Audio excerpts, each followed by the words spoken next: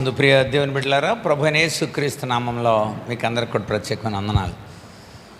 దేవుని యొక్క ఉచిత కృపలో మనము సుమారుగా 3 నెలల నుండి ఇంటెలిజెన్స్ గురించి ధ్యానం చేస్తాం. ప్రతి నాయకుడు, ప్రతి దేవుని చేత నడిపింపబడిన దాసుడు, దాసురాలు, దేవుడు ఎన్నుకున్న ప్రతి ఒక్కరు కూడా అద్భుతమైన ప్రజ్ఞత వాళ్ళు జీవించారు. ప్రజ్ఞ అంటే మనం తెలుసుకున్నాం, సరైన సమయంలో సరైన విధంగా సరైన రీతిలో వివేకంగా జ్ఞానాన్ని వినియోగించడాన్ని ప్రజ్ఞ అంటారని తెలుసుకుందాం. It's called intelligence. చాలామంది ఇంటెలిజెన్స్ వ్యక్తులు ఉంటారు, మనకి పోలీసు విభాగంలో ఉంటారు, ప్రత్యేకంగా ప్రైవేట్ విభాగాల్లో కూడా ఇంటెలిజెన్స్ని పెడతారు. సో నాయకులు, బైబిల్ నాయకుల గురించి చాలామందిని చూసాం. మనం యోసేపును చూసాం, మోషేను చూసాం, దావీదును చూసాం, ఇంకా దానియేలును చూసాం, నెహెమ్యాను చూసాం. అలాగే స్త్రీలలో కూడా దెబోరాను చూసాం, ఎస్తేరును చూసాం. వీళ్ళంతా ఉన్నతంగా నాయకులుగా ఎలా ఉన్నారో అన్న విషయాలు మనం తెలుసుకున్నాం. అయితే ఈ ప్రజ్ఞలో ఉండే ప్రధానమైన లక్షణాలని మనం 5 ప్రధానమైన objectives and specifications of intelligence, ప్రజ్ఞలో ఉండే 5 ప్రధానమైన విషయాలని మనము బేస్ చేసుకొని మనం ఇంటెలిజెన్స్ని రీసెర్చ్ చేస్తున్నాం. సో అందులో మొట్టమొదటిది స్వీయ అవగాహన. ఈ నాయకులందరూ కూడా మనం ఇప్పటివరకు ధ్యానించిన ప్రతి నాయకుడు కూడా తామేమై ఉన్నారో అనేది తెలుసుకున్నారు. వాళ్ళు మేమేమై ఉన్నాము, మా పరిస్థితి ఏంటి, నేను ఎవరిని, నాకు దేవునికి మధ్య ఉన్న సంబంధం ఏంటి, అసలు వాట్ ఏమై అన్న విషయాలు వాళ్ళు తెలుసుకున్నారు. రెండోది భావోద్వేగ అదుపు. వాళ్ళకి ఏర్పడిన సమస్యల్లో వెంటనే రెచ్చిపోలేదు. వాళ్ళు ఎమోషనల్ బ్యాలెన్స్లో ఉన్నారు. వాళ్ళు ఎమోషనల్ రెగ్యులేషన్, అది 2వ లక్షణం ఇంటెలిజెన్స్లో. ఎమోషనల్ రెగ్యులేషన్ రాసింది మనకు అక్కడ. వాళ్ళు భావోద్వేగ అదుపులో ఉన్నారు. వాళ్ళు అంటే దావీదు గొలియాతును చూసిన వెంటనే,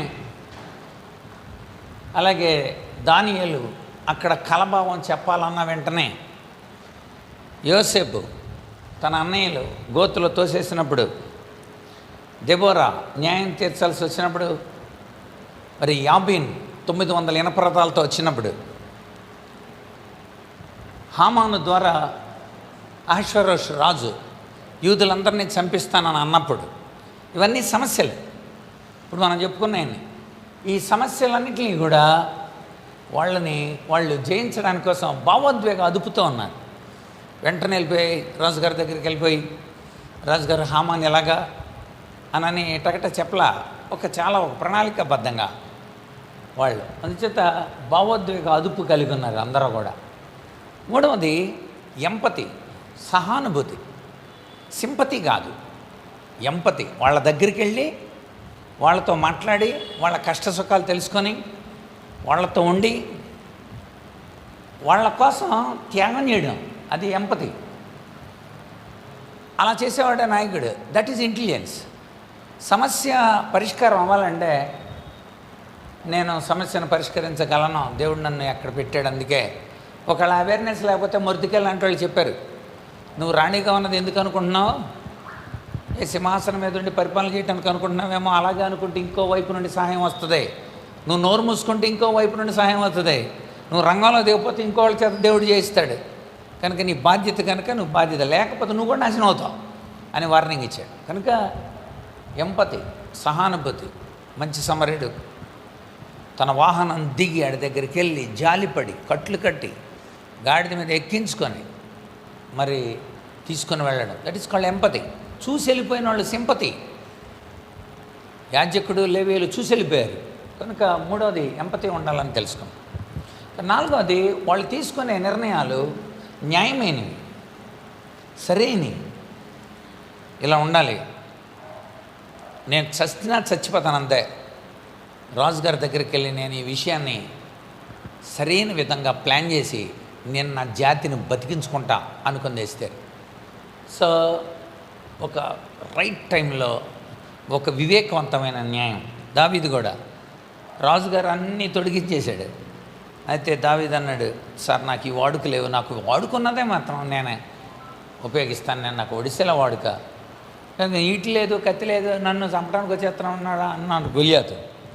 అయినా సరే సరైన టైంలో సరైన న్యాయం జడ్జిమెంట్ ఎలా తీర్చాలి, సొలొమోను కూడా వాళ్ళిద్దరూ నా కూతురు అంటున్నారు, సరైన న్యాయం చేయాలి ఇప్పుడు, అందుకని కత్తి తీసుకురండి రా మొక్కలు చేసేద్దాం అన్నాడు. నిజాన్ని మొక్కలు చేయడానికి కాదు, అసలైన తల్లి ఎవరో బయటికి రావడానికి. సో నాయకులందరూ కూడా రైట్ జడ్జిమెంట్ని చేయగలిగారు.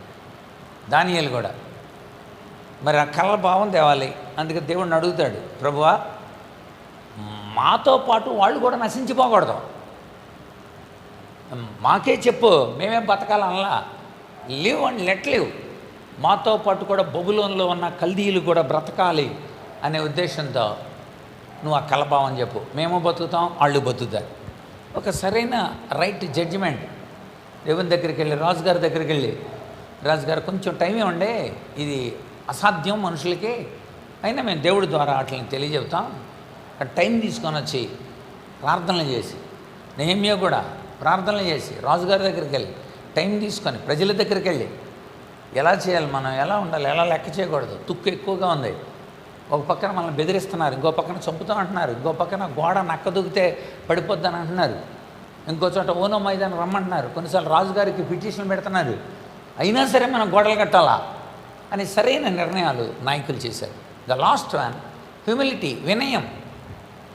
కనుక వాళ్ళంతా దావీదు కానీ, నెహెమ్యా కానీ, దానియేలు కానీ, ఎస్తేరు కానీ, దెబోరా కానీ, అబ్రహాము కానీ, వీళ్ళందరూ కూడా వినయంగా ప్రభు దగ్గర లోతు దగ్గర బతులాడుకొని, వినయంగా ప్రభు దగ్గర తమను తాము సమర్పించుకొని గొప్ప కార్యాలు వాళ్ళు చేయగలిగారు.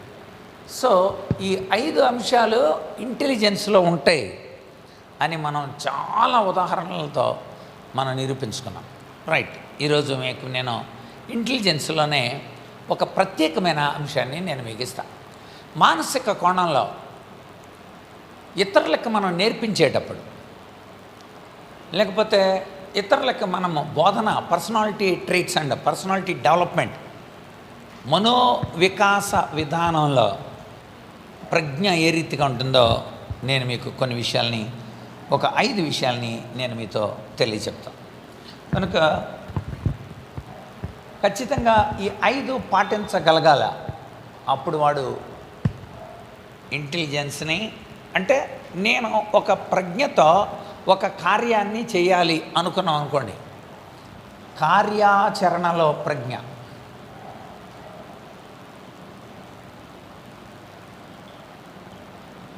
సో ఒక కార్యాన్ని మీరు చేయాలనుకున్నారు, అప్పుడు ఇంటెలిజెన్స్ ఎలా వాడాలి?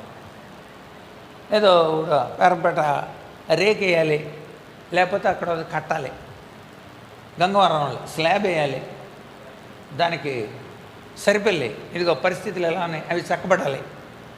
ఒక కార్యాచరణ, ఒక కార్యం మనం జరగాలంటే అందులో ఈ ఇంటెలిజెన్స్ లేకపోతే ప్రజ్ఞ ఉన్నవాడు ఎలా ప్రవర్తించాలి, కార్యాచరణ ప్రజ్ఞలో ప్రవర్తనావళి అంటారు దీన్ని. ప్రవర్తనావళి అంటే ఎలా ప్రవర్తించాలి, అది సమస్య. అది మీకు ఒక ఇల్లు కట్టడం సమస్య, ఒక పెళ్లి చేయడం సమస్య, ఒక మందిరానికి వాటన్నింటినీ సరిచేయటం సమస్య, ఒక కుటుంబ సమస్య, సంఘాలకు సంబంధించిన సమస్య, వ్యక్తిగతమైన సమస్య. ఇలాంటి సమస్యలు ఏర్పడినప్పుడు ఈ సమస్యలని మనం ప్రజ్ఞతో, అంటే జ్ఞాన వినియోగంతో, ప్రజ్ఞ అంటే మీరు తెలుసుకోవాలా, సరైన సమయంలో సరైన విధంగా సరి అయిన పద్ధతిని వాడి వివేకంతో జ్ఞానాన్ని వినియోగించడం, మనకున్న జ్ఞానాన్ని వినియోగించడం. మరి ఈ లేకపోతే ఎలాగవుతుందండి? నేను లోబడినా అన్నాడు అనుకోండి, లోబడినంటే జరగదు ఆ కార్యం. ఏ ఉద్దేశంతోనైతే అది జరగాలనుంది, అది జరగాలంటే లోబడాలి. దెబోరా మరి నువ్వు నాకు సాయంగా రావాలి బారాకు, మన ఇద్దరం చేయాలంటే లేదు నువ్వే వెళ్ళు అన్నాడు. కుదరదు, నువ్వు ఖచ్చితంగా రావాల్సిందే. అప్పుడు బారాకు లోబడలేదు అనుకోండి, కార్యం ఎలాగా? ఖచ్చితంగా ఎస్తేరుకి బారాకు ఉండాలి అక్కడ. కనుక ఇద్దరు, అలాగే మొర్దికి అక్కడ సరిపోద్దా, ఎస్తేరు కూడా ఉండాలి అక్కడ. ఎస్తేరు మరి మొర్దికి చెప్పినట్టుగా చేసింది, చేయాలలాగా. ఆ వినయం ఉండాలి, ఆ న్యాయం తెలిసి ఉండాలి, ఆ బాధ ఉండాలి, సంఘాన్ని గురించిన బాధ, లేకపోతే ఆ పరిస్థితిని గురించిన బాధ. దెబోరా ఒక న్యాయాధిపతి. నేను రావటం యుద్ధానికే, నువ్వు వెళ్ళి చేయి అనలా. బరాకు లెమ్మో, దేవుడు ఈరోజు శిశిరాన్ని నీ చేతికి అప్పగిస్తాడు, యాబీన్ విజయం లభిస్తుంది మనకే, లెమ్మో అని అతన్ని లేపుతూ ఉంది, రేపుతూ ఉంది దేవుని వాక్యంతో. కనుక అలాంటి సహానుభూతి కలిగి ఉండాలా, అలాంటి భావోద్వేగాల అదుపులో ఉండాలా. కనుక మనల్ని కంట్రోల్ చేసుకుంటూ ఉండాలా. అంతేకాకుండా మనం ఏంటో, మనం కార్యాన్ని చేయడానికి దేవుడు మనల్ని ఎంత బాగా వాడతాడో ఆ విషయంలో మన గురించి మనం తెలిసి ఉండాలి. కనుక ఒక ప్రవర్తనావళి, ఒక కార్యాచరణలోనికి వెళ్ళాలంటే మనం కొన్ని నియమాలు, చిన్న చిన్న టిప్స్ ఇస్తాను నేను. నెంబర్ 1, మొట్టమొదటిది స్టాప్. స్టాప్ అంటే ఆగు. ఎందుకు ఆగాలి నువ్వు? ఒక కార్యాచరణ చేయడానికి ముందు, ఒక పని చేయడానికి ముందు ఒక్కసారి ఆగు. అంటే ఉదాహరణకి కోపం వచ్చేసింది, వెంటనే ఏం చేయాలి? మన ఆగమన్నాడు. కోపగించడానికి నిదానించు. అంటే కోపం వచ్చింది, ఆగు. నోట్లోకి మాట వచ్చేసింది, ఆగు. ఒకసారి ఆగు. ఎందుకంటే ఆలోచించి ఆ పనం చేయాలి మనం. అందుచేత ఫస్ట్ మనకు ఉన్న ఫస్ట్ టైటిల్ ఏంటంటే ఆగు అని ఉంది. అంటే స్పందించడానికి ముందు ఆగు.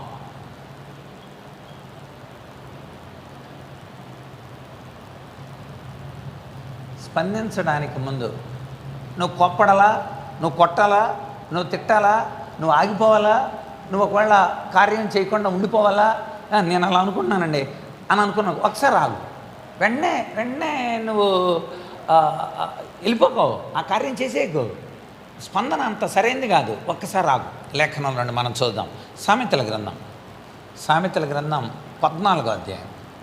వేరే ఇంటెలిజెన్స్ అందరూ కూడా వెంటనే నాకు ఐడియా వచ్చేసింది కదా, ఇది మంచిదే కదా అని టక్కిమని చేసేయలేదు వాళ్ళు. ఫస్ట్ ఆగు, స్టాప్. నీకు ఆలోచన వచ్చింది, అమలు చేసేయకు.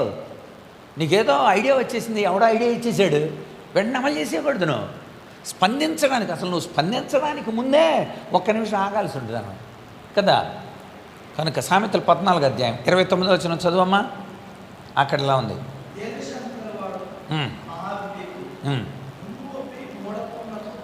అంటే కొంచెం కోపపడడానికే నిదానించాలన్నాడు. నిదానించు, అది అక్కడ. ముంగోపి, వెంటనే ముక్కు మీద కోపం అనమాట. అలా తొందరపడకు. జ్ఞాని ఏమవుతాడు? చదవండి, తర్వాత అందులోనే ఉందన్నమాట. జ్ఞాని ఇందాక వచ్చిన చదవండి మళ్ళీ.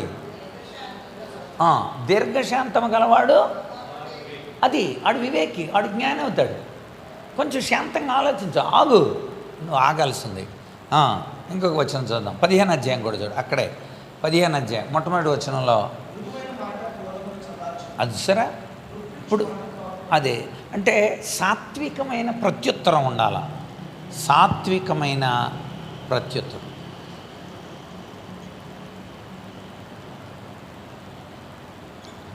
కనుక మానసిక కోణంలో కార్యాచరణ మీరు చేయాలని అనుకున్నప్పుడు, ఏదైనా పని చేయాలని అనుకున్నప్పుడు ఫస్ట్ 5 ప్రిన్సిపల్స్ మీరు పిల్లలకు కూడా చెప్పచ్చు, మీ స్టూడెంట్స్ చెప్పచ్చు, మీ పిల్లలకు చెప్పచ్చు.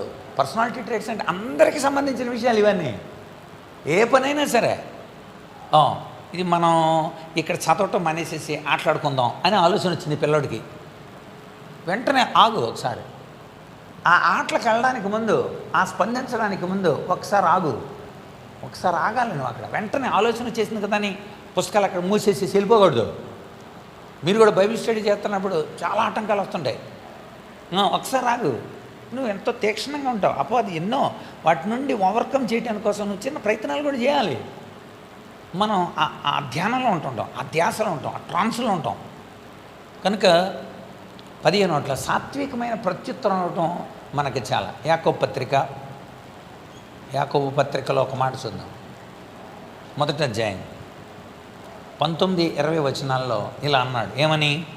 వినుటకు వేగిరపరండి, అది మాటలాడటానికి అది మాట్లాడటానికి నిదానించండి, అది ఆగు, స్టాప్.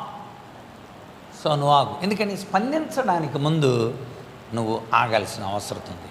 కనుక జ్ఞానవంతుడు సామెతల గ్రంథంలో, సామెతల్లో చాలా అద్భుతమైన విషయాలు నాకు కనబడినాయండి. 29వ అధ్యాయం 11వ వచనం. బుద్ధిహీనుడు కోపాన్ని బయటికి వెళ్ళగొక్కుంటాడంట, జ్ఞానవంతుడు అణుచుకుంటాడంట. కోపాన్ని వెళ్ళగక్కేసుకుంటాడంట వెంటనే. సార్ చదవండి అక్కడ మాట 29:11 చదువుతాం.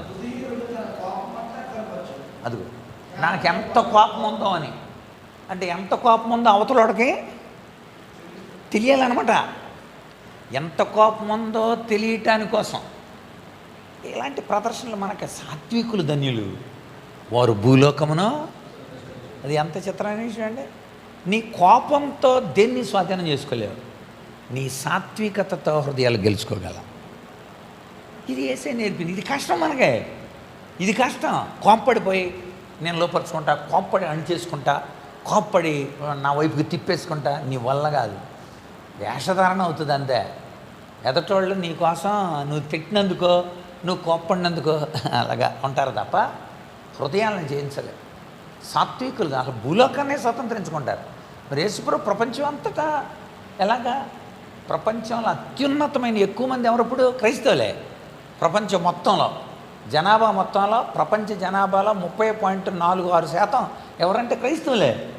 ఎందుకున్నారు అని చెప్పాడు. నేను సాత్వికుడును దీన మనసు. ఎంతో తొందరపడలేదు అక్కడ ఆయన. ప్రతిదానికి అర్థవంతంగా ఏం మాట్లాడాలి, ఎవరేంటి ఏంటేంటి అనేది ఎరిగి చేశాడు ఆయన. అందు 29:11 బుద్ధిహీనుడు కోపము, తర్వాత ఏముంటుంది? జ్ఞానవంతుడు. అది అది కోపం అణుచుకోవడం. అదే కదా మన ఇక్కడ భావోద్వేగ అదుపు. కోపం లేదని అనకూడదు, కోపాన్ని అదుపులో ఉంచుకున్నాడు, కంట్రోల్ చేసుకోవడం, కోపాన్ని తగిన విధంగా ప్రదర్శించడం. అది ఎక్కడ అవసరమో అక్కడ. యేసుప్రభు కూడా కోప్పడ్డాడు, తాళ్ళు తీసుకున్నాడు ఆయన, కొరడాలు తీసుకున్నాడు, కోప్పడ్డాడు ఆయన. మందిరాల్లో శాస్త్రుల దగ్గర కోప్పడ్డాడు, వ్యతిరేకంగా ఉన్న వాళ్ళ దగ్గర కోప్పడ్డాడు. కానీ ఆ కోపం పాపం లేని కోపం.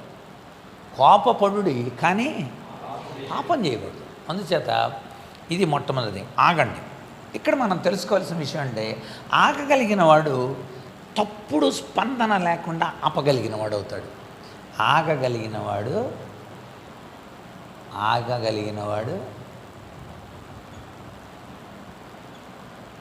తప్పుడు స్పందన జరగబోతుంది, తప్పుడు పద్ధతి ఏదో జరగబోతుంది, తప్పుడు స్పందనని ఆపగలిగిన వాడు అవుతాడు. ఇది మానసిక కోణం. నువ్వు ఆగగలిగితే అది జరగకుండా ఆపగలిగినోడు అవుతావు. మాట అనేసావు టక్మని, ఆ మాట వాళ్ళని చంపేద్ది. కార్యం చేసావు, కొట్టేశావు, అదే మనుషులు చంపేద్ది. ఏదో నష్టం చేసావు, అందుకని నేను ఇలా చేశానండి, నష్టం చేసేసావు, ఆ నష్టమే కనపడుతుంది, ఆ వెనుకున్న విషయాలు కనపడవు. అందుకే నువ్వు ఆగగలిగిన వాడు తప్పుడు స్పందన జరగబోతున్న అక్కడ ఆపగలిగిన వాడు అవుతాడు. So first is the stop, ఇది గుర్తుపెట్టుకోండి. ఇక రెండవది థింక్, ఆలోచించు.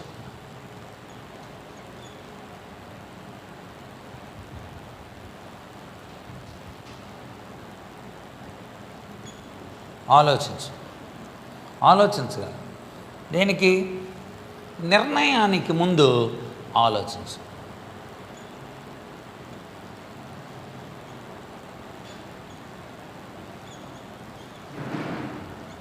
ఒక నిర్ణయం తీసేసుకోబోతున్నావు, ఇందాక స్పందించడానికి ముందు ఆగు, నిర్ణయం తీసుకోవడానికి ముందు ఒకసారి ఆలోచించు. అంటే ఏంటి అర్థం? థింక్, నిర్ణయం తీసుకున్న, ఆలోచించి నిర్ణయం తీసుకో అని అర్థం. అది ఆగి స్పందించు అని అర్థం. ఒక నిర్ణయానికి ముందు ఒకసారి ఆలోచించి అప్పుడు నిర్ణయం తీసుకో. కనుక చాలాసార్లు మనం నిర్ణయం చేసిన తర్వాత ఆలోచిస్తాం, అలా చేయకుండా ఉండాల్సిందేమో అనుకుంటాం. మళ్ళీ పొరపాటు అనుకో అన్న అయితే అంటుంటాం అనుకో, అది మనకి తప్పని తెలిసి కూడా మనం దాన్ని చేసేస్తూ ఉంటాం అన్నమాట. అందుకనే చాలా స్పష్టంగా బైబిల్ చెప్పింది. చదువుతారా? సామెతల గ్రంథం 22వ అధ్యాయం 3వ వచనం. ఒక అపాయం మనకు కలగబోతుంది అని అనేది ఆలోచించినప్పుడు నువ్వేం చేయాలి? వెళ్ళి దాక్కోవాలి, ఆలోచించాలి కదా. బుద్ధి చూచి అది ఇప్పుడు సామెతల గ్రంథం 22వ అధ్యాయం చూశాడు, ఒకసారి ఆలోచించి ఆడు చేసిన పని ఏంటి? దాక్కున్నాడండి. దాక్కున్నాడంటే అర్థం ఏంటి? ఆలోచించాడు, చూశాడు. ఏంటిది? అపాయం అని తెలిసింది. అపాయం అనే మాటలో ఆలోచన కనబడుతుంది. ఈ ఆలోచించి చూచి అన్న దగ్గర ఇది అపాయం అని తెలుసుకున్నాడు. అది ఆలోచన. చూశాడు, ఫైర్ అది. చూశాడు, దానివల్ల ప్రమాదం ఉంది. చూశాడు, దానివల్ల వేరవుతాం. దానివల్ల చూశాడు, మనస్సంతా నొచ్చుకుంటుంది. దానివల్ల దేవుడి దగ్గర ఉండలేము, దానివల్ల దూరస్థం అయిపోతాం. చూచి అపాయం అని తెలుసుకొని, అపాయం అని ఎప్పుడు తెలుస్తుందండి? నువ్వు ఆలోచిస్తే తెలుస్తుంది. డేంజర్ బోర్డు ఉంది, చూసావు, నెక్స్ట్ ఏంటి? థింక్. డేంజర్ బోర్డు ఉందంటే అర్థం అక్కడేదో ప్రమాదం, దానికని చూసావు, రోడ్డు మరలించబడినది, తిన్నకెళ్ళిపోతే అందులో పడిపోతాం. కనుక ఆలోచించి అది అపాయం, కనుక అపాయం అని తెలుసుకొని 14వ అధ్యాయం కూడా చూడమ్మా. 14వ అధ్యాయం సామెతల గ్రంథం 14వ అధ్యాయం 8వ వచనం చదవండి.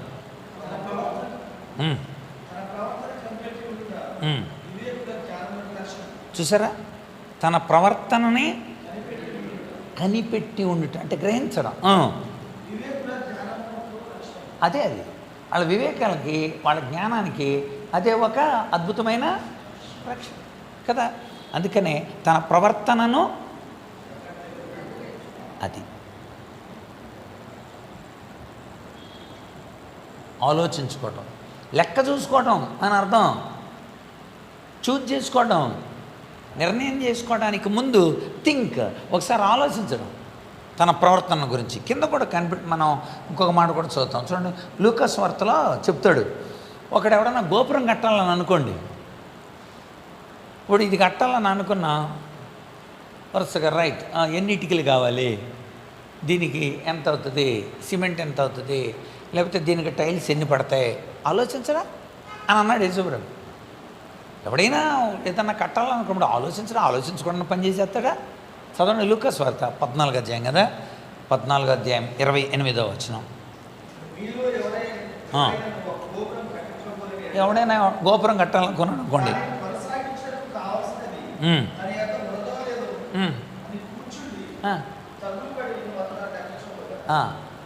కనుక ఎవడైనా తగులుబడి లెక్క చూసుకోడా? అరే ఎంత కావాలి, ఎన్ని ఇటుకలు కావాలి, పోనీలండి మాటికి బస్తాలు తీసుకురాలేం కదా, ఒక 3 తీసుకురండి, ఒకవేళ మిగిలితే ఉంచుకుందాం, మళ్ళీ ఇంకో పని చేసుకుందాం.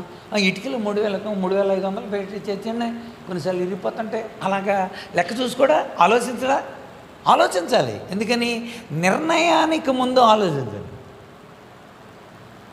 నిర్ణయం చేసేయకండి, నిర్ణయానికి ముందు ఆలోచించి నిర్ణయాలు చేయండి. నెహెమ్యా అలాంటి వాళ్ళు. ప్రతిదానికి మీరు నెక్స్ట్ అసైన్మెంట్ అదే ఇస్తాను నేను. ఈ 5టికి ఒక్కొక్క దానికి 2 ఉదాహరణలు రాసి తీసుకురండి. ఇవన్నీ రాయనవసరంలా, స్టాప్, 2 ఉదాహరణలు రాయండి. థింక్, ఆలోచించిన వాళ్ళు, ఆలోచించి నిర్ణయం తీసుకున్నవాళ్ళు, ఓకే 2 ఉదాహరణలు రాయండి. రాసిన వాళ్ళు రాయకండి, అందరిలో ఉంటాయి ఇవన్నీ. ఒక దావీదు తీసుకుంటే దావీదులో ఇప్పుడు నేను చెప్పే 5 ఉంటాయి, నెహెమ్యాలో 5 ఉంటాయి, దానియేలు 5 ఉంటాయి, ఎస్తేర్లో 5 ఉంటాయి. ఇది ఇంటెలిజెన్స్కి సంబంధించింది. కనుక ఒక్కొక్క దానికి 2 ఇద్దరు చొప్పున మ్యాక్సిమం అది మీరు చూపించగలగా. లూకాసు 18 అక్కడ లెక్క చూచుకొనడా అన్నాడు.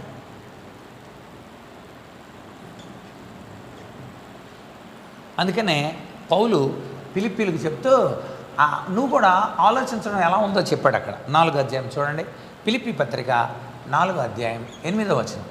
ఫిలిప్పీ పత్రిక 4:8 చదవండి. అక్కడ మీరు ఎలాగ ఆలోచించుకోవాలో చెప్పాడు. చెప్పండి సహోదరులారా. యోగ్యత, మెప్పు ఏదైనా ఉండిన ఎడల ఇది నోట్ చేయాలి, మీరు చూడాలి. ఒకటి, ఏవి సత్యమైనవో, ఏవి మాన్యమైనవో, ఏవి న్యాయమైనవో, చూసారా, ఏవి పవిత్రమైనవో, ఏవి రమ్యమైనవో, ఏవి ఖ్యాతి గలవో వాటిని ఆలోచించండి. మీరు ఇక్కడ రావటం మంచిదే అని నేను అంటున్నా. మీరు ఇంటి దగ్గర ఉండటం కూడా మీకు మంచిదే. కానీ మీరు ఇంటి దగ్గర ఉండేటప్పుడు ఆలోచించాలి ఏవి సత్యమైనవి. మీరు ఇంటి దగ్గర కూర్చొని వార్తలు చూసుకుంటా, జోకులు వినుకుంటా, ఎంటర్టైన్మెంట్లు చూసుకుంటూ, ఒకవేళ రీల్స్ చూసుకుంటా మీరు ఉన్నారు. Is it truth? ట్రూత్ తింటున్నాం మనం. ఏవి సత్యమైనవి తెలుసుకోండి, ఏవి ఆచరించదగినవో చూసుకోండి, ఏవి న్యాయమైనవో చూసుకోండి, ఏవి పవిత్రమైనవో చూసుకోండి, ఏవి రమ్యమైనవో చూసుకోండి, ఏవి మనకి ఖ్యాతినిస్తాయో చూసుకోండి. నిద్రపోవటం కూడా వెరీ గుడ్. మరి రాత్రి 2 గంటలకు వచ్చామంటే ఉదయం నుండి వరుసగా ఉన్నాను. ఈ రాత్రి జూబ్లీ ఫెస్టివల్ ఉంది, అందుకని అక్కడ నుండి రాలేదు. వేళచింతలగూడ నుండి వీళ్ళంతా వచ్చేవాళ్ళు. ఈరోజు అక్కడ జూబ్లీ ఫెస్టివల్ మళ్ళీ అందరూ ఇన్వైట్ చేశారు పోయిన వారం దర్శన్ గారు. సో ఆ జూబ్లీ ఫెస్టివల్కి మళ్ళీ సిద్ధపడ్డాం, మళ్ళీ చర్చికి సిద్ధపడ్డాం, మళ్ళీ మీకోసం మళ్ళీ సిద్ధపడ్డాం. వర్క్లోనే ఉన్నాం. పర్లేదు బ్రదర్ చూసుకోండి అని నిద్రపోవచ్చు. కానీ ఏవి శ్రేష్టమైనవో నాకు తెలిసింది కనుక మనం రంగంలో ఉండాలి. ఏవి మాన్యమైనవి అని మనం తెలిసి ఉండాలి. థింక్, అది చాలా ప్రాముఖ్యమైనది. కనుక ఈ పదాలు గుర్తుంచుకోండి. స్పందించడానికి ముందు ఆగు, నిర్ణయానికి ముందు ఆలోచించు. రైట్. 3వ దాంట్లోకి 3 అంటే ప్రజ్ఞావంతుడు ఎప్పుడు కూడా ప్రోగ్నోసిస్ కలిగి ఉంటాడు. అది ప్రోగ్నోసిస్. ప్రోగ్నోసిస్ అంటే ఏంటంటే ముందు చూపు. ఏంటంటే ఇంటెలిజెన్స్ వాళ్ళు ఎప్పుడు ముందు చూపు కలిగి ఉంటారు. రైట్. మనం కార్యం చేస్తున్నాం, ఇప్పుడు ఉదాహరణకి ఇది కడుతున్నాం, ట్రైనింగ్ సెంటర్ కడుతున్నాం, ఒక ఉన్నతమైన ఆలోచనతో కడుతున్నాం, ఒక ముందు చూపు ఉంది దీని ద్వారా జరగబోయే మేళ్ళు ఈ ఖర్చు పెట్టే లక్షల కంటే గొప్పది. ఇప్పటివరకు దీనికోసం చాలా లక్షలు ఖర్చు అయింది. ఆ లక్షల కంటే గొప్పది ఉంది కనుక దాన్ని లక్ష్యట్లేదు అనమాట. అంటే ఏది ఖ్యాతి కలిగిందో, ఏది సరైందో, ఏది అవసరమైందో, ఏది మాన్యమైందో, ఏది న్యాయమైందో, ఏది మనకి ఖ్యాతినిస్తుందో అలాంటి వాటిని ఎరిగి ఉన్నాము గనుక ఖచ్చితంగా దానికోసం మనం ఖర్చు పెట్టాలి. మన సమయాన్ని ఖర్చు పెట్టాలి, మన శరీరాన్ని ఖర్చు పెట్టాలి, మన డబ్బు ఖర్చు పెట్టాలి, దానికోసం ఖర్చు పెట్టాలి. అంతే, మనం ఉన్నదే అందుకోసం. Next 3వది feel. 3వది ఏంటంటే ఫీల్. ఫస్ట్ స్టాప్, 2వది థింక్, 3వది ఫీల్. ఫీల్ అంటే అర్థం ఏంటంటే రియల్గా అనుభూతి. అనుభూతి, భావోద్వేగం నీలో కనబడాల. అనుభూతి ఇక్కడ ఎప్పుడు ఫీల్ అవ్వాలంటే నువ్వు ప్రణాళికకు ముందు ఫీల్ అవ్వాలి. ప్రణాళికకు ముందు.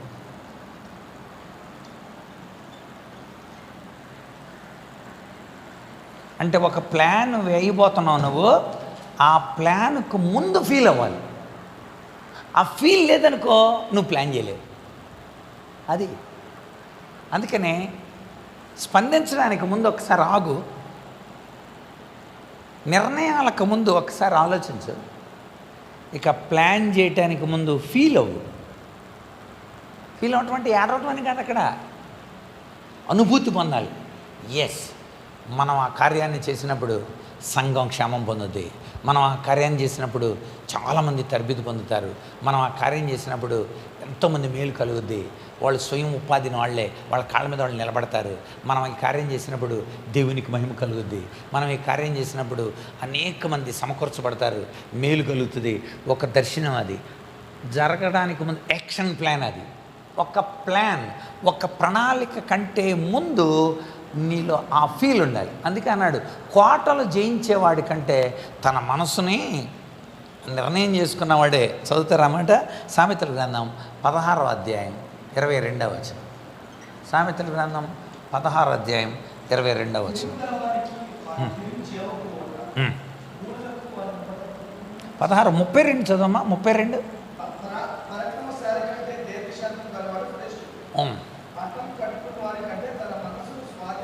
చూసారా, ఆలోచనలతో ఒక ఉన్నతంగా అనుభూతి పొందుతున్నవాడు ఒక పట్టణాన్ని పట్టుకున్నవాడి కంటే గొప్పవాడంట.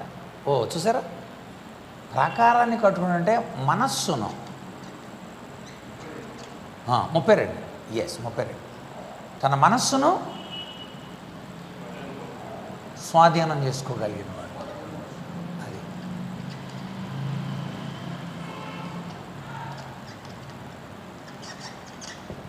తన మనస్సును స్వాధీనపరుచుకునేవాడే చాలా గొప్పడు. సరే, అదే సామెతల గ్రంథంలో 17 అధ్యాయం చూడండి ఒకసారి. 17 అధ్యాయం 22 చదవండి. 17, 22.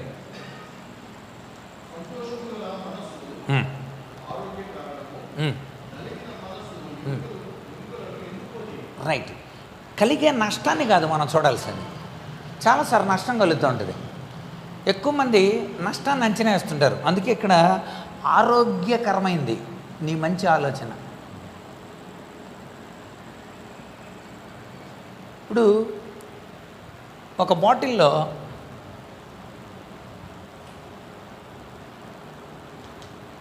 అలా నీళ్ళు ఉన్నాయి. నీళ్ళుంటే బాటిల్లో నీళ్ళుంటే అక్కడ ఒక ఆశావాది వచ్చాడు. ఆ బాటిల్ని చూసిన వెంటనే సగం నీళ్ళు ఉన్నాయి అన్నాడు. అక్కడికి నిరాశావాది వచ్చాడు. వాడు వచ్చి సగం ఖాళీగా ఉందన్నాడు. అంటే ఆశావాది ఏం చూశాడు? నీళ్లు చూశాడు. నిరాశావాది ఏం చూశాడు? ఖాళీ చూశాడు. ఆశావాదులు అవకాశాలు చూస్తుంటారు, అవకాశం చూస్తారు. నిరాశావాదులు అవరోధాలు చూస్తుంటారు. చినుకు పడిందండి, రాలేకపోయామండి. ఒళ్ళు కొద్దిగా పులిసిందండి, అందుకనే రాలేకపోయామండి. కష్టమైపోయిందండి, మనసంతా బాగాలేదండి, అందుకు రాలే. అవరోధాలు చూస్తుంటారు. ఏదో రకంగా వెళ్ళిపోదాం మనం, అక్కడికి వెళ్తే రిలాక్స్ అవుతాం మనం, దేవుని వాక్యం ద్వారానే బలపరచబడతాం మనం మందిరాల్లో. అలాగా ఆశావాదులు అవకాశాలు చూస్తుంటారు. వాళ్ళు నీళ్లు చూసేదాళ్ళు. అమ్మయ్య సగం నీళ్ళు ఉన్నాయి, వెరీ గుడ్, రైట్, పర్వాలేదులే, ఒక హాఫ్ అన్ అవర్ మనం విని వెళ్ళొచ్చు. నిజానికి వెళ్ళిపోవాలి, అక్కడికి సిల్వర్ జూబిలీ అది, వెళ్ళిపోవాలి. కానీ మనం ఆశ కలిగిన ప్రాణాన్ని మనం తృప్తిపరచుకోవాలి. రైట్, మనం ఒక 45 నిమిషాలు అందరం డిస్కస్ చేసేద్దాం, చేసుకొని వెళ్ళిపోదాం మనం, వెరీ గుడ్. సో ఆశావాదులు అవకాశాలు చూస్తారు, నిరాశావాదులు. అందుకనే నువ్వు ఆశావాదంగా బతికావనుకో, అది ఆరోగ్యకరం. అలాంటి ఆశావాదంతో బతకాలి మనం ఎప్పుడు కూడా. నిశ్చయంగా 900 రథాలు ఉన్నాయి అక్కడ. దెబోరాకు తెలుసు, అవి పైగా ఇనప రథాలు. వాడు సిసిరి అనేవాడు నెంబర్ 1 సైన్యాధ్యక్షుడు. అక్కడ అంటుంది అనమాట, ఇజ్రాయెల్లో సరైన యవనస్తులు లేరు, అందుకే దేవుడు నన్ను నిలబెట్టుకున్నాడు అని రంగంలోకి దిగిందంట. అందులో పెద్దలు లేరు, అందులో నడిపించేవాళ్ళు లేరు, అయితే దేవుడు నన్ను ఎన్నుకున్నాడు అని రంగంలోకి దిగింది దెబోరా. దేవుడు అప్పుడు మంచి వర్షం రప్పించాడు. వెంటనే ఆ లోయలో రథాలన్నీ కూరుకుపోయినాయి. వాళ్ళు రథాలు లేపుకునే లోపల వీళ్ళు వెళ్ళి సాగొట్టేశారు. ఒక్కడు కూడా లేకుండా దేవుడు కార్యం చేస్తాడు. ఇనప రథాలను చూడలేదు వాళ్ళు. అందుచేతనే ముందు దాంట్లో చూసాము, ఒక ప్రోగ్నోసిస్, ఒక ముందు చూపు కలిగిన వాళ్ళు భావోద్వేగం, వాళ్ళని జయిస్తాం నిశ్చయంగా. దావీదు ఏమన్నాడు? నిశ్చయంగా నేను జయిస్తా. ఒకసారి అనలా, మనం దావీదు జీవితాన్ని మొత్తం చూసామని. అందులో దావీదు 3 సార్లు అన్నాడు. ఒకటి ఆయుధాలు మోసేవాడి దగ్గర అన్నాడు, ఏమన్నాడు? నిశ్చయంగా జయిస్తాను నేను, ఇజ్రాయెల్ని నింద తొలగిస్తాను నేను అన్నాడు. రెండవది రాజుగారి దగ్గర అన్నాడు. రాజుగారి దగ్గర ఏమన్నాడు? రాజుగారు, మీకు ఒక సంగతి చెబుతాను, నేను సింహం గొర్రెపిల్లను తీసుకెళ్ళిపోతాను, విడుదల చేశాను నేను, దాని దవడలు తీసేసా, నా దేవుడు నా సహాయపడ్డాడు. ఎలుగుబంటి తీసుకెళ్తుంటేనే దాని చేతుల్లో నుండి కూడా నేను తీశాను నేను. సో నిశ్చయంగా వాడిని నేను జయిస్తా అన్నాడు. అది రెండోది. మూడవది, డైరెక్ట్గా గొలియాతు దగ్గర అన్నాడు, ఈరోజు నీ తెగ నరుకుతా అన్నాడు. మీరు చెప్పండి, దావీదు దగ్గర కత్తి ఉందా? చెప్పాలి మీరు.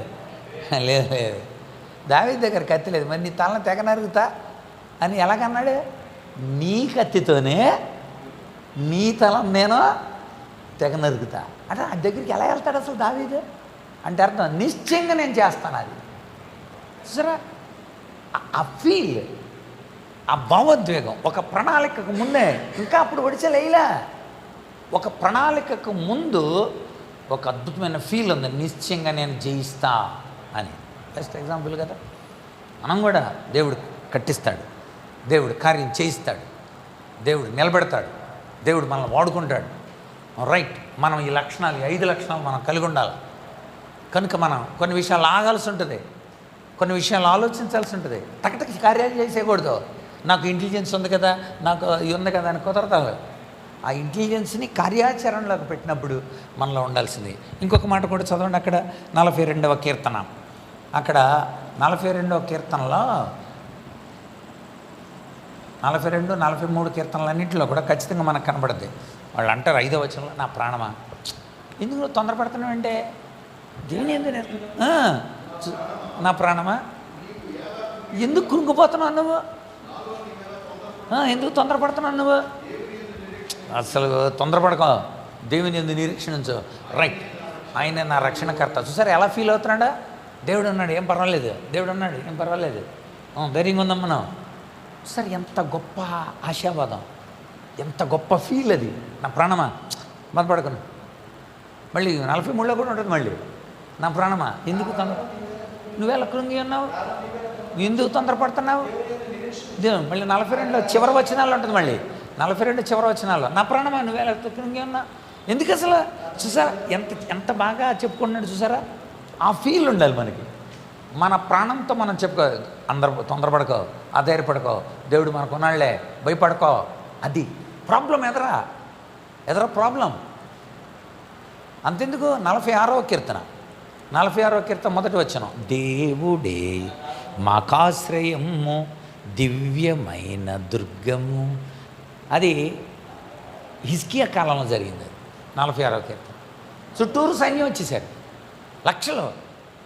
వాళ్ళు వచ్చేసి గందరగోళం చేస్తున్నారు.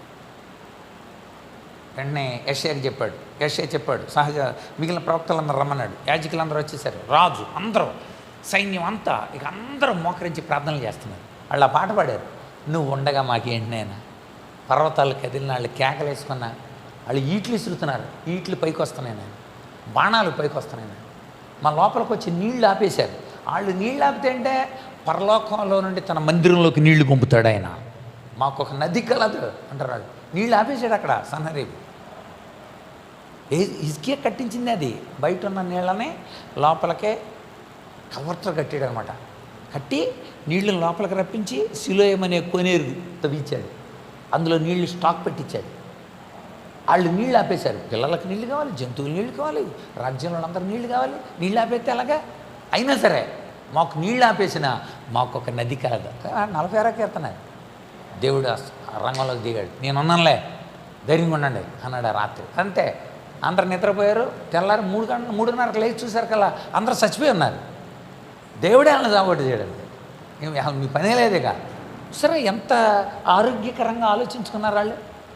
అక్కడ మీరు ఎదురు రాసుకున్న 42వ కీర్తన 5వ చరణం, 43వ కీర్తన ఎంతమ్మది 5, అది కూడా 43:5, 46వ కీర్తన 1, 2, ఇవన్నీ కూడా వాళ్ళు తమను తాము ధైర్యపరుచుకున్నారు. అదనమాట ఆ ఫీల్ ఉండాలి మనకి. అది ఉన్నప్పుడు మనకి భయం ఉండదు అనమాట. ఎఫ్ఎస్సి పత్రిక రండి, ఎఫ్ఎస్సి పత్రిక 4వ అధ్యాయంలో, ఎఫ్ఎస్సి పత్రిక 4వ అధ్యాయం. ఒకవేళ మీకు కొన్నిసార్లు కోపాలు రావచ్చు. 4:26 కోపపడుడి కానీ పాపం చేయకండి, పాపం చెయ్యని కోపం.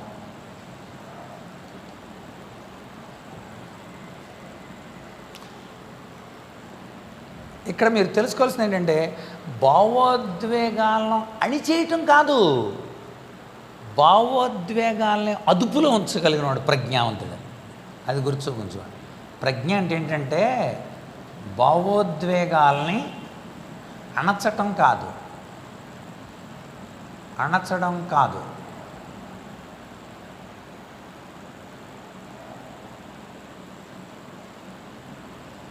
దాన్ని నియంత్రణకి అణచడానికి తేడా ఏంటండి. మైక్ కట్టేసాయి, మైక్ కట్టే, అదేంటది అనవసరం. ఎవరికి ఎంత పెట్టాలో అంత పెట్టాయా, అది నియంత్రణ. అది దేవుడు అంటే ట్యూనింగ్.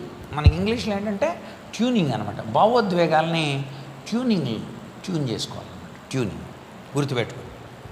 ఫీల్, అనుభూతి పొందేవు. నెక్స్ట్ 4th, నాలుగవది లిజన్, విను.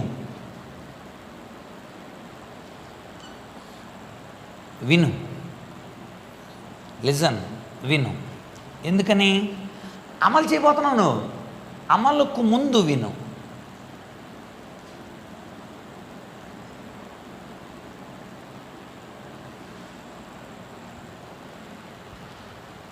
ప్రణాళికకు ముందు ప్లాన్ చేసేటప్పుడు ఫీల్ అయ్యావు, రైట్, మనం కట్టాలి మందిరం, మనం కట్టాలి ఇది, మనం కట్టాలి ఇది, వెరీ గుడ్. ప్లాన్ వేసావు, ఇక అమలు చేసేస్తావు, ఇక పునాదులు తవ్వేస్తావు. దానికి ముందు కొంచెం విను. నానా ఇలా వద్దు, నాన్న ఇలా వద్దు అన్నాడు అనుకోండి, మాని దాన్ని ఇలా మార్చు, అది నష్టం, దాన్ని తగినంత చేయి, విను. కనుక ఇక్కడ చాలామంది దెబ్బతింటారు వినడం దగ్గరే.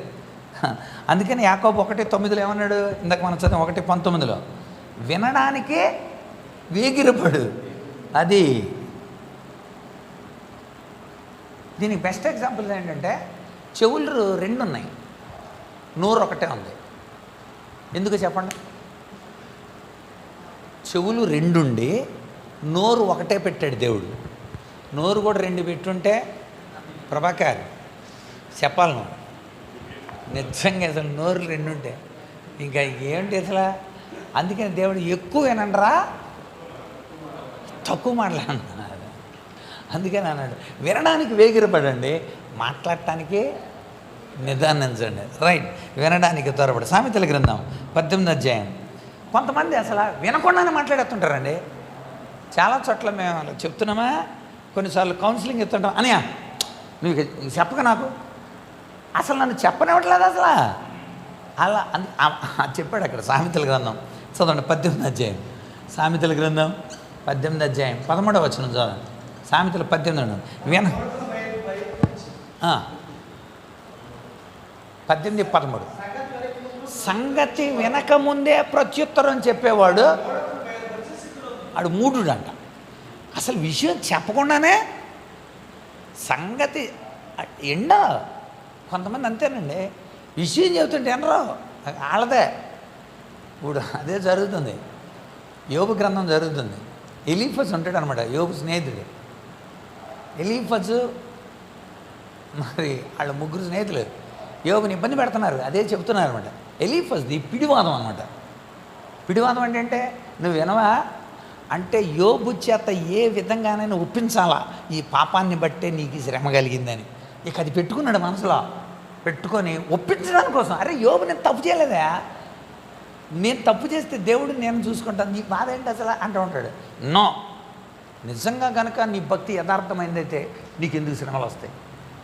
నువ్వు నిజమైన వాడివైతే నువ్వు నిరీక్షణ కలగదా?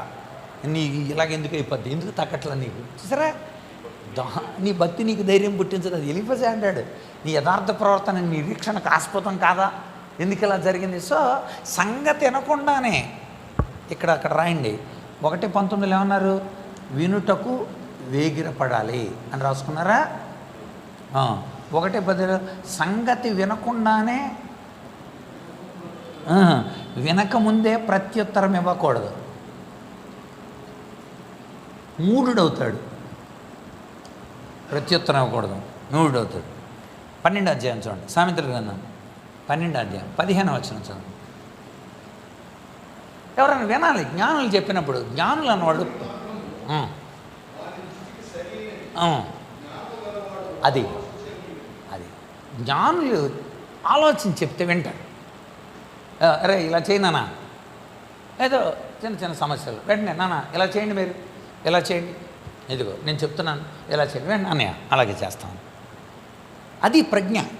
ఇంటెలిజెన్స్ అంటే విను, చెప్పింది విను, అది చెప్పింది. అందుకని అక్కడ అన్నాను నేను, అమలు చేయటానికి ముందు ఇక కార్యాచరణ చేయబోతున్నాను, చేయడానికి ముందు ఒకసారి విను, చెప్పింది జ్ఞానులు చెప్పింది. జ్ఞానులు చక్కగా వింటారు.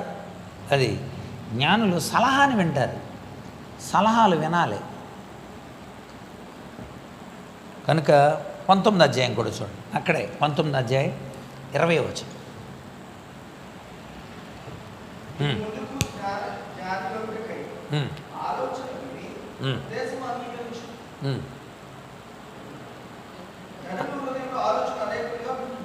అక్కడ పైలేని భాష చదవండి మళ్ళీ. పై వచ్చిన 20వ వచనమే ఫస్ట్.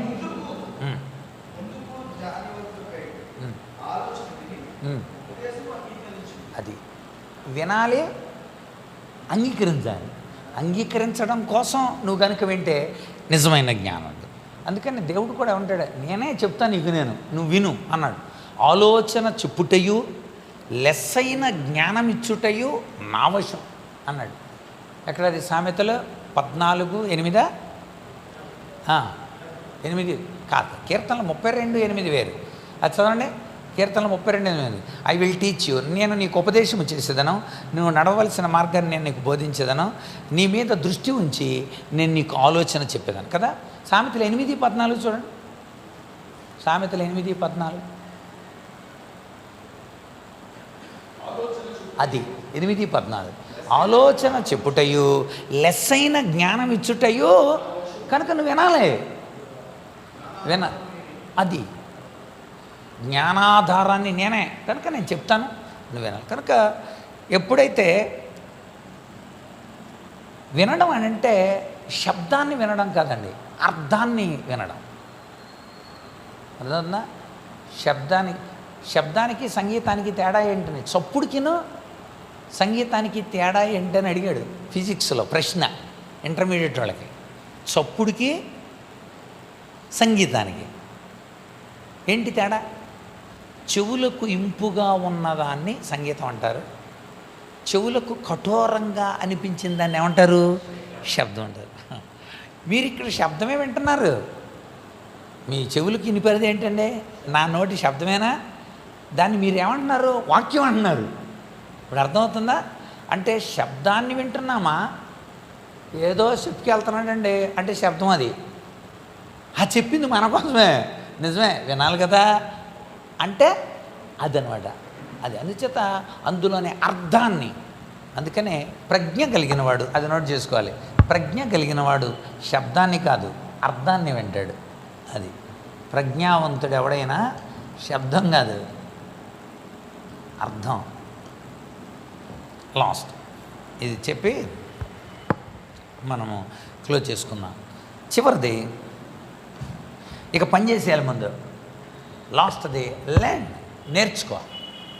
5వది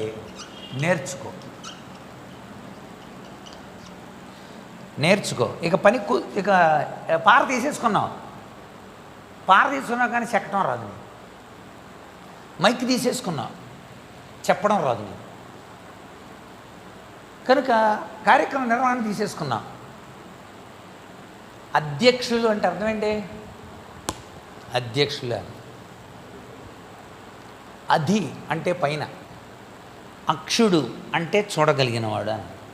పైనుండి విషయాలన్నీ చూడగలిగినోడు అధ్యక్షుడు. మన ఈ మధ్యన ఒక తమ్ముడు ఒకళ్ళని అధ్యక్షుడు పెట్టి అది సదం అన్నాడు. అది సదం అంటే కార్యక్రమం జరుగుతుంది, అది అధ్యక్షత కాదు. అధ్యక్షత అంటే అక్కడ ఇచ్చిన పేపర్ని చదవటం కాదు అధ్యక్షత అంటే. అధ్యక్షత అంటే కార్యం మొత్తం ఎరిగుండి ఏది ఎక్కడ ఎప్పుడు ఏ మార్పులు తీసుకురాగలగాలి, ఏమేమి జాయిన్ చేయాలి, ఏమేమి తీసేయాలి. అది అంటే పైనుండి అక్షత అంటే పరిశీలించి చేయగలిగిన వాడిని అధ్యక్షుడు అంట. అది గుర్తుపెట్టుకోవాలి. అందుచేత ఇక్కడ తెలుసుకోవాల్సింది ఏంటంటే, ఎప్పుడైనా సరే మనం నేర్చుకో అని అన్నప్పుడు కార్యానికి ముందు, అంటే ఇక పనికి ముందు నేర్చుకోవాలి. మనం ఏదైనా పనికి ముందు నేర్చుకున్న తర్వాత పనిలో దిగు. అది రాదా? నేర్చుకో, తప్పే ఉంది. దేవుడు నాకు నేర్పించాడు, చిన్న బిడ్డల పరిచర్యని నేర్పించాడు, ఆ తర్వాత నన్ను రంగాల్లోకి దించాడు. సో చిన్నపిల్లల పరిచయం లేదు. 35వ క్యాంప్ జరబోతుంది అక్టోబర్ 13, 14, 15. 35 సంవత్సరాల నుండి ఇక ఆ పని చేస్తా ఉన్నా అంచేత ఆ పని చేస్తామని పిలుస్తారు. యవనస్తుల పరిచర్య, అలాగే సంఘ పరిచర్య, సువార్థీకరణ దేవుడు వాడుకుంటాడు. నేర్చుకో ఖచ్చితంగా. అందుకనే దానికి సంబంధించిన వాళ్ళకి అనమాట సామెతలు గ్రంథం. అన్నయ్య గారు నాకు రావట్లేదండి, రాదు ఎవరికి. ఇప్పుడు సైకిల్ దొక్కినప్పుడు పడనోడు ఎవడన్నా ఉంటాడండి? సైకిల్ దొక్కినప్పుడు పడనోడు ఎవడన్నా ఉంటాడా? ఖచ్చితంగా. కడ్డీ తొక్కటం అని ఇలా పక్కకు ఉంటుంది, దాన్ని ఎవరు దుడ్డి తొక్కటం అంటారు. పక్క తొక్కుడు తొక్కినప్పుడు కూడా చాలాసార్లు పడిపోయారు. అసలు నన్ను ఒక పెళ్ళికి తీసుకెళ్తుంటే సైకిల్లో కాలు ఎట్టేశాను. ఇక్కడ నీ భాగం అంతా మొత్తం మచ్చ. అనుభవాలు ఉంటే మనకి సైకిల్ పడిపోయినప్పుడు, ఎందుకంటే రాదు. అందుకని ఏమన్నాడు అక్కడ, నీతిమంతుడు చదవండి అన్నమాట. 24వ అధ్యాయం 16వ వచనం. నీతిమంతుడు 7 సార్లు పడిపోయినా లేచును. నేర్చుకో, మొత్తానికి నేర్చుకోవాలి. ఒకసారి పడిపోయినా నాకు సైకిల్ రాదు అని మానేయకూడదు. నాకు మాట్లాడటం రాదంటే, ఎంత ఎక్కువగా మాట్లాడుతుంటే అప్పుడు నీకు తెలుస్తుంది. నువ్వు ప్రయత్నం చేస్తావంటే సాధనమున పనులు సమకూరు దర్వం. ప్రాక్టీస్, సాధన చేయాలి. మనం లేచునంటే సాధన చేయాలి. సాధన వలన పెర్ఫెక్షన్ అంటే అర్థం ఖచ్చితత్వం. అది సాధన వలన ఖచ్చితత్వం వస్తుంది. నేర్చుకో పనికి ముందు. సామెతల గ్రంథం 9వ అధ్యాయం 9వ వచనం. సామెతల గ్రంథం 9వ అధ్యాయం 9వ వచనం.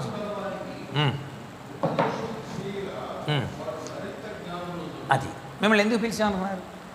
దైవ సేవ చేసే వాళ్ళందరూ జ్ఞానులే. దేవుడు వాళ్ళని జ్ఞానంతో నింపుతాడు. యేసుప్రభు పేరే జ్ఞానం. కొరింథీ మొదటి పత్రిక 1:31 ఉంటుంది. ఆయన మనకు జ్ఞానము, నీతి, విమోచన, మరి జ్ఞానము, నీతి, విమోచన, 4వది ఏంటి? 1:37 చదవండి కొరింథీ పత్రిక. నీతి, జ్ఞానము, విమోచన, ఇంకో 4వది ఉంటుంది.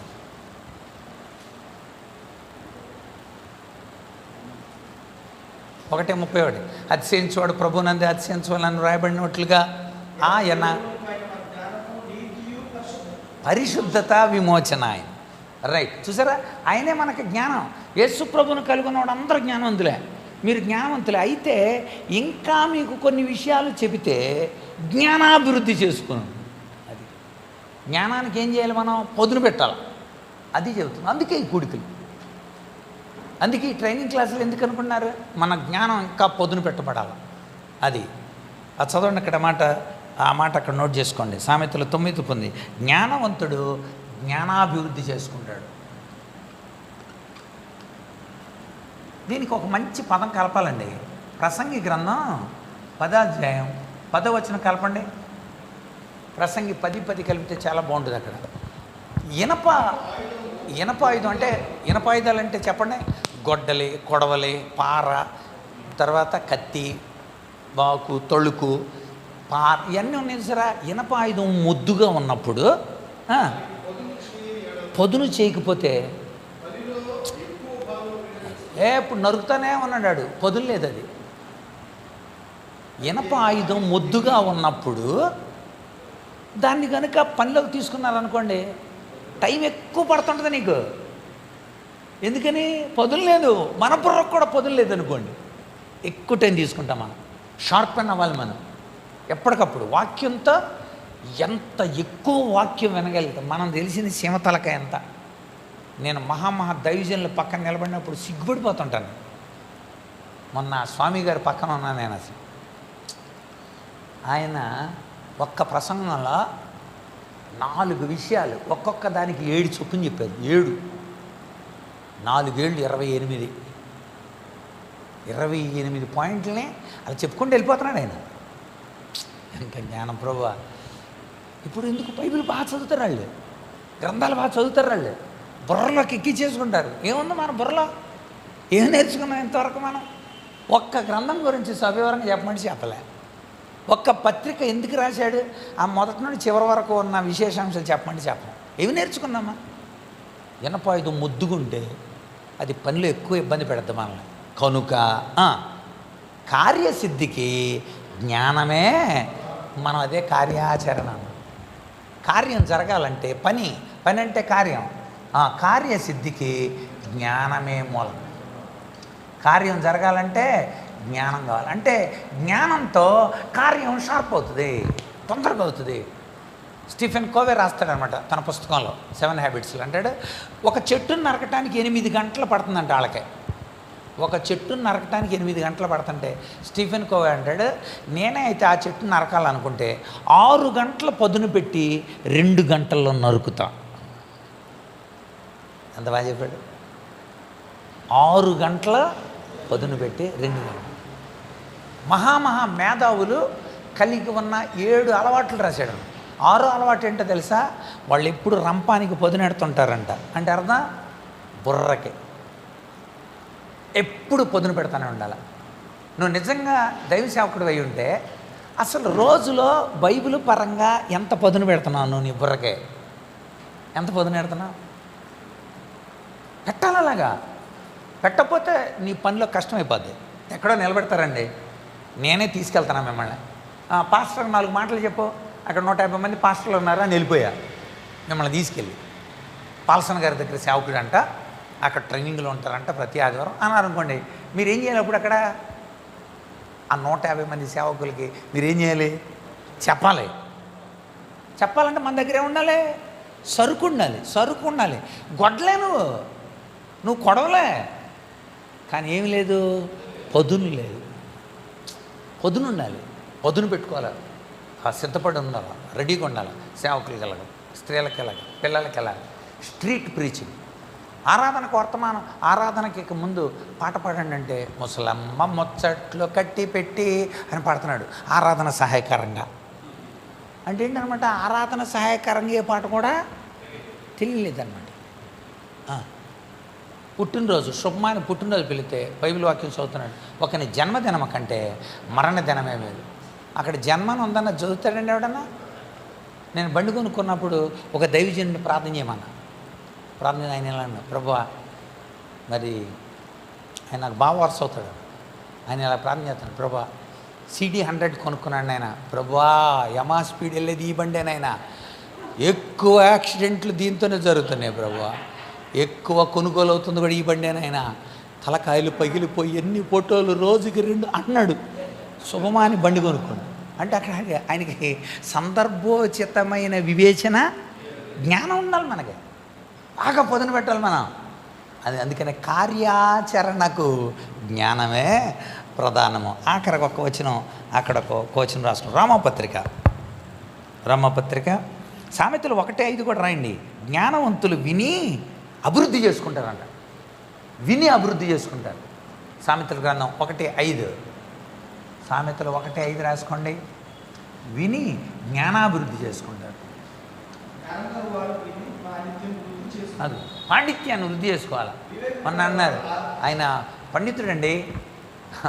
ఎలా పండితుడే అంటే మనం బాగా విని బాగా నోట్ చేసుకుంటాం, పుస్తకాలు చదివి నోట్ చేసుకుంటాం. అక్కడ పండితుడు ఎలాగయ్యాడు? నువ్వు దాన్ని బాగా చదవగలిగి ఉన్నావు అనమాట, దాన్ని బాగా అర్థం చేసుకున్నావు అనమాట, దాన్ని బాగా రాసుకున్నావు అనమాట. ఏదైతే నువ్వు అవగాహన చేసుకున్నావో దాన్ని చెప్తున్నావు అనమాట. చివరిగా రోమాపత్రిక 5:3 నుండి 4 వచనాలు అది రాసుకోండి. ఓర్పు, పరీక్షను, అక్కడ వరుసగా సీక్వెన్స్ ఉంది, అది నేర్చుకో. ఏంటది? ఫస్ట్ చెప్పండి. ఇదిగోండి, మీరు కొంచెం శ్రమ పట్టడం నేర్చుకున్నారు. ఇక్కడికి వచ్చారు, ఈరోజు కొద్దిగా ప్రయాణం కష్టమే అయినా వచ్చారు. శ్రమ వెరీ గుడ్. మీకు ఓర్పు నేర్పింది, అది ఓర్పు నేర్చుకున్నారు మీరు. ఓర్పు రైట్. ఓర్పు, పరీక్ష, నిరీక్షణ. ఆహా, చూసారా? అది నేర్చుకో. శ్రమ పట్టడం నేర్చుకో, నీకు ఓర్పు తెలుస్తుంది. ఓర్పుగా ఉండడం నేర్చుకో, నువ్వు పరీక్షను జయిస్తా, అప్పుడు నీకు అద్భుతమైన నిరీక్షణ కలుగుతుంది. సో అది నేర్చుకోండి, గుర్తుపెట్టుకోండి. 5 ప్రధానమైన కార్యాచరణలో ప్రవర్తనావళి 5. 1, ఆగు, స్టాప్, స్పందించడానికి ముందు ఆగు. రెండోదేంటి, ఆలోచించు, థింక్, నిర్ణయం చేయటానికి ముందు ఒక్కసారి ఆలోచించు. 3, ఫీల్, అనుభూతి పొందు, ఖచ్చితంగా ఇలా చేయాలి అని ఒక ప్రణాళికబద్ధంగా అనుమతి పొందు. ఒక ప్లాన్ వేయటానికి ముందు ఫీల్ ఉండాలి. 4, లిజన్, విను. ఇక ప్లాన్ని అమలు చేయటానికి ముందు చెప్పింది విను. ఇక రంగంలోకి దిగటానికి ముందు నేర్చుకో. ఇదండి, this is the action plan of intelligence. ఇంటెలిజెన్స్లో ఉండే కార్యాచరణ ప్రవర్తన. మనం కూడా ఏ కార్యం చేసినా వీటికి ఒక్కొక్క దానికి 2 ఉదాహరణలు ఏమండి. అంటే స్పందించడానికి ముందు ఆగిన వాళ్ళు ఎవరు? ఒకళ్ళు ఆగిన వాళ్ళు రండి, ఒకళ్ళు ఆగని వాళ్ళు రండి. చంపేనంటా అన్ని పిచ్చి పిచ్చి మాట్లాడుతున్నారు. మేనమామని అడిగాడు దావీదు యొక్క మేనలుడు అడిగాడు, ఏమని, చంపేమంటావా? షిమిగాడు పిచ్చి పిచ్చి వాగుడు వాగుతున్నాడు, తలకాయ తీసుకొచ్చి నీ పాదాల దగ్గర పెడతా అన్నాడు సైన్యాధ్యక్షుడు. మరి వెంటనే దావీదు అన్నాడు, ఆగు. ఎందుకో తెలుసా? అతడు ఒకవేళ దేవుని చేతనే ఈ కార్యం చేస్తున్నాడు అనుకో, మన తప్పొద్దా? ఒకసారి ఆగు. ఎందుకని స్పందించడానికి ముందు నువ్వేం చేయాలి? అలా ఆగిన వాళ్ళు ఎవరో, అలా ఆగమన్న వాళ్ళు ఎవరో అలా ఆలోచించి ఉదాహరణలు చెప్పలేదు, నేను ఓవరాల్గా చెప్పుకొచ్చాను. అందుచేత మీరు ఉదాహరణలు రాసుకురండి. వచ్చేవారం ప్రత్యేకమైన ప్రజ్ఞలోని మరొక అంశంలోనికి మనం వెళదాం. దేవుడు ఈ వర్తమానాన్ని మన కార్యాచరణలో మనందరినీ బలపరచడానికి ఆస్వాదించి బలపరచునుగాక. మోహన్ రావు గారు ప్రార్థన చేస్తారు. మరి మీలో ఎవరైనా రావాలని అనుకున్న వాళ్ళు తప్పనిసరిగా వేళచింతలగూడెం మన సభ్యులు, ఆత్మీయ సమ్మేళన సభ్యులు సిల్వర్ జూబ్లీ జరుగుతుంది, మనం పాల్పొందాం. వెంటనే బయలుదేరి రండి. మోహన్ రావు గారు ప్రార్థన చేయండి. ఇది ప్రార్థన చేసుకుందాం. మహాగణుడు, పరిశుద్ధుడు, ఉన్నతమైన వాడు, కృపగల తండ్రి, మీ ఉన్నతమైన పరిశుద్ధమైన ఘనమైన నామమునకు స్తుతులు స్తోత్రాలు చెల్లిస్తున్నాం తండ్రి. సాయంకాల సమయంలో తండ్రి నీ దాసుని నిలబెట్టుకునే ప్రభా తండ్రి, ప్రభాయుగునైన తండ్రి చేరి వచ్చిన ప్రభా, నీ పరిచర్య భాగంలో వాడబడుతున్న తండ్రి సేవకులను ఉద్దేశించి ప్రభా తండ్రి నీగునైనా కార్యాచరణలో ప్రభా తండ్రి ఏ రీతిగా సిద్ధపడాలి, ఏ రీతిగా ముందుకెళ్ళాలి, ఏ రీతిగా ఆలోచించుకోవాలి, అనేకమైన విషయాల ద్వారా తండ్రి ఇక నైనా నీ దాసునికి ఇచ్చిన జ్ఞానం బట్టి అనేక విషయాలు నేర్చుకోవడానికి ఇచ్చిన కృప కొరకు స్తోత్రాలు చెల్లిస్తాం దేవా. ఇదిగోనైనా తండ్రి నీ యొక్క నైనా చిత్తములో, నీ యొక్క నడిపింపులో, నీ కృపా కాపుతాల భద్రతలో తండ్రి నైనా ఈ యొక్క ఆత్మీయ సమ్మేళన తండ్రినైనా ప్రతి ఆదివారం తండ్రినైనా జరగడానికి నీ దాసుని ద్వారా నైనా జరిపిస్తున్న ఈ యొక్క తండ్రినైనా ఆత్మీయ సమ్మేళన క్లాసుల ద్వారా తండ్రి ఇంకా తండ్రి ముందున్న సమయంలో కూడా అనేకమైన తండ్రి వాక్య మర్మాలు తెలుసుకొని మేము కూడా ఆశీర్వదించబడడానికి కృపసోపమని ప్రార్థిస్తూ ఈ యొక్క కార్యక్రమం అంతటికి నేను తండ్రి నీ కుమారుడైన తండ్రి నేను పాల్సనయ్య గారిని తండ్రి ఇచ్చిన జ్ఞానము ఆలోచన బట్టి వారిని నడిపిస్తున్న దాన్ని బట్టి ఈ చేస్తున్న గొప్ప పరిచర్యను బట్టి నేను స్తుతులు స్తోత్రాలు చెల్లిస్తూ ముందున్న సమయంలో కూడా తండ్రి మేమందరం కూడుకొని అనేక తండ్రి నైనా అయా వాక్య మర్మాలు తండ్రి నైనా తెలుసుకొని మేము కూడా ఆశీర్వదించబడకు సహాయం చేయమని ఈ కూడికి అంతటికి నీ కృపాస్థలకు అప్పచెప్పుకున్నాం. దీవించి ఆశ్రయించి పంపించమని మా రక్షకుడున్న ప్రభువుని యేసు పరిశుద్ధ నామములో స్తుతించి ప్రార్థించి వేడుకుంటున్నాం పరమ తండ్రి. ఆమేన్. మన తండ్రి అయిన దేవుని ప్రేమ, కుమారుడైన యేసుక్రీస్తు కృప, పరిశుద్ధాత్మేందుల అన్యోన్య సహవాసం చేరిన మనకు ఈ దినం రాలేని బిడ్డలకును, విశేషంగా సిల్వర్ జూబిలీ కార్యక్రమాన్ని ఆయన నామ నిమిత్తం మహిమ నిమిత్తం జరిపించుకుంటున్న దల్సన్ బాబు గారి యొక్క సంఘానికి చేరిన మనకును సదాకాలము తోడేయండి నడిపించునుగాక. ఆమేన్.